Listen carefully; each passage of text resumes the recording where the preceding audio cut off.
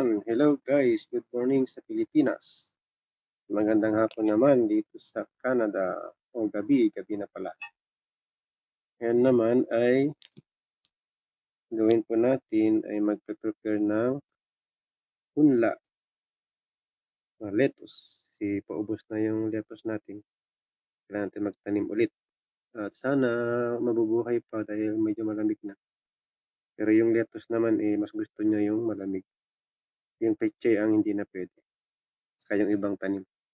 Lettuce lang yung tatanim natin. Yan. Ayan guys, nakikita nyo. Puro mga box ng itlog. Yan. Yan po. Mga box ng itlog yan. Pero,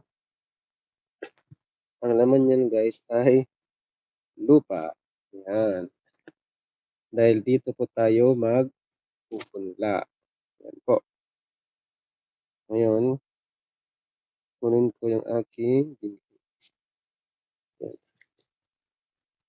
Ito po yung binhi natin na lettuce. Yan. Binili ko lang din po ito sa malapit sa Maxi. Yan po. Ito yung inanihan ko na nung nakaraan. Tagal pa naman yung expiration niya. Kaya pwede pang gamit. Okay guys, note lang kayo. Yan po ang lagyan natin ng buto ng lettuce. Ito po ay may organic na. Organic po yung lupa nito. Ito po ako kasi wala tayong stand pa.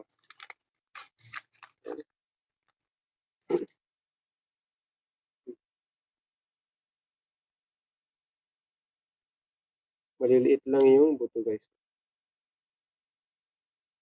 Ang liliit. Yan. Yan. Yan. Yan lang po yung buto ng lettuce. Isa-isahin natin yan o dalawa. Yan.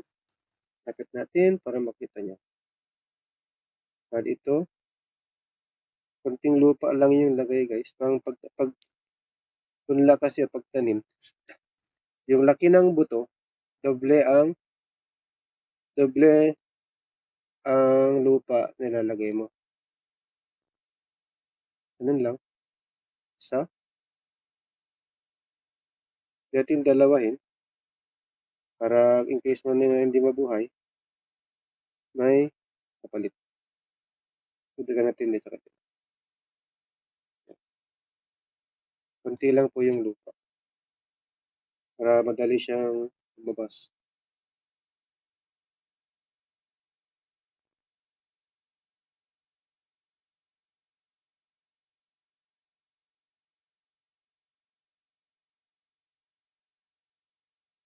Ang kagandahan po kasi nito, yan. Pag kasi tumubo na ito, pag binunot mo, hindi mo na siya bubunutin na yung patatanggal yung lupa. Ito guys, buo na yan, buo yung lupa na yan. Hugutin mo na lang ganun. Yan, para hindi na siya ma-stress. Pag tanim mo, hindi na siya malalanta. Ikasama yung lupa.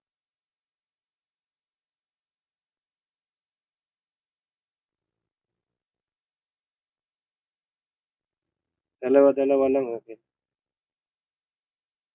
Yung maliliit lang, kaya tiyaga.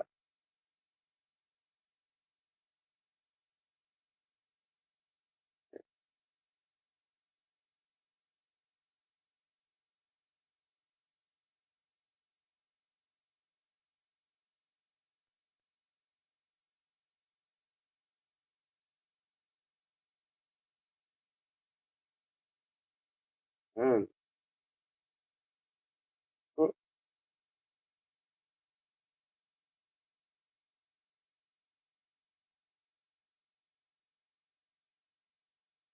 yan. 12 pieces po yun. 12 seeds. Yan. Takpan natin. Next naman.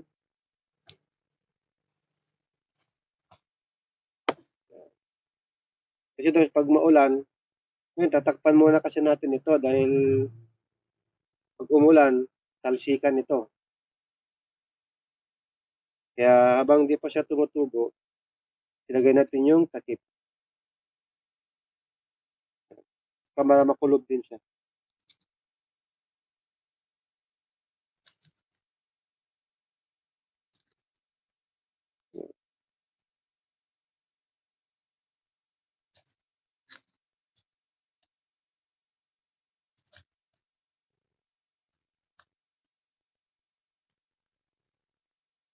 Ang liliit kasi.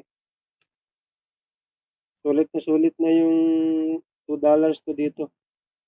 Marami na akong naani. Yan. Ay, naulit na to. Yan. Dalawa-dalawa lang.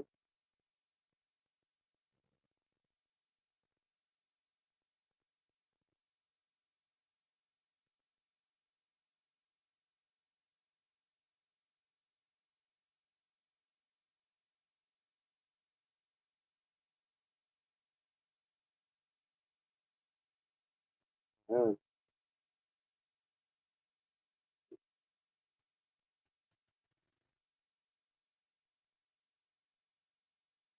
Ngulang.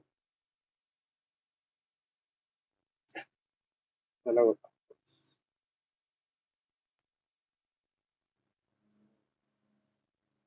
Yan. Para hindi mahaba.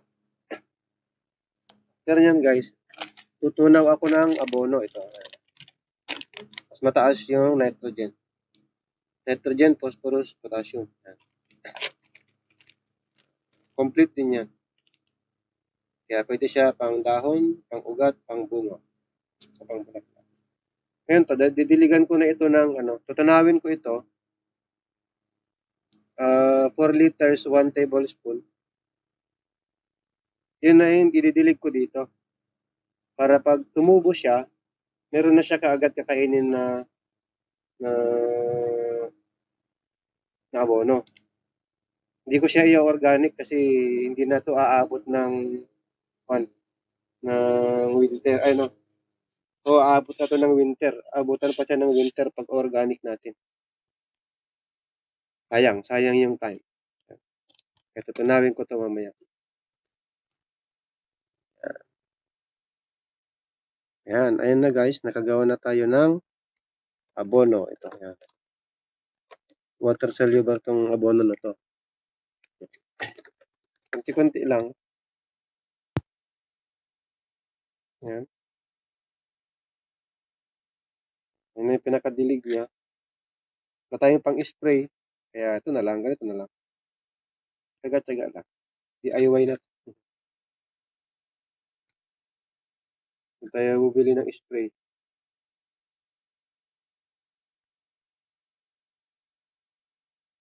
Yun na rin yung dilig niya.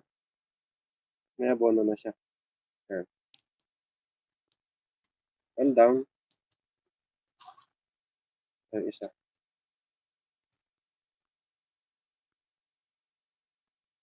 Kung may pang spray sana, maganda. So, okay din naman to.